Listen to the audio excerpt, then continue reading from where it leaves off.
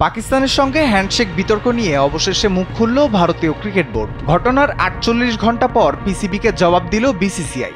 ভারতীয় সংবাদ মাধ্যম আনন্দবাজারের তথ্য, সরকারিভাবে বিসিসিআই কোনো বিবৃতি না দিলেও সংবাদ সংস্থা পিটিআইকে বিসিসিআইয়ের এক কর্মকর্তা জানিয়েছেন, সূর্যকুমার যাদবরা যা করেছেন তা ঠিক করেছেন। ভারতীয় বোর্ড ক্রিকেটারদের পাশে রয়েছে।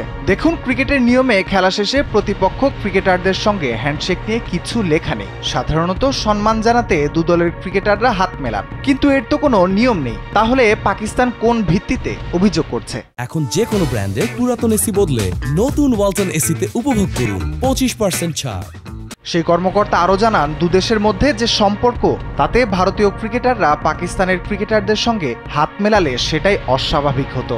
সুতরাং সূর্যরা ঠিক করেছে, যে দেশের সঙ্গে আমাদের এত খারাপ সম্পর্ক আর যে দেশ সবসময় আমাদের খারাপ চেয়েছে, তাদের সঙ্গে কেন হাত মেলাবো? কোনো রকম সম্পর্কই রাখবো না। সূচি অনুযায়ী ভারত খেলেছে, তার বেশি কোনো সম্মান দেখানো হবে না। অন্যদিকে ভারতীয় দল ও ম্যাচ রেফারির বিরুদ্ধে আইসিসিতে অভিযোগ করেছে পিসিবি। শীঘ্রই পিসিবির চিঠির জবাব দেওয়া হবে আইসিসি থেকে।